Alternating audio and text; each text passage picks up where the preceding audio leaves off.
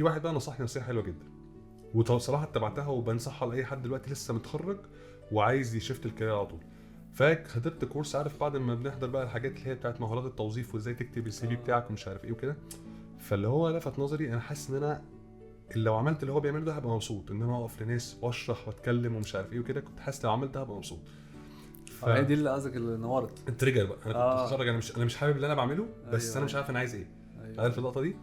فبعد ما خلصنا الناس كلها قاعده مركزه في المعلومات اللي انا مركزت، والراجل ده بيشتغل ايه؟ يعني انا ممكن اعمل ايه ابقى زيه؟ ده دارس ولا ده مثلا راجل الصبح محامي وبالليل بيقعد يقول لنا كلمتين ايهم في كتاب، ولا دي شغلانه ولا ايه؟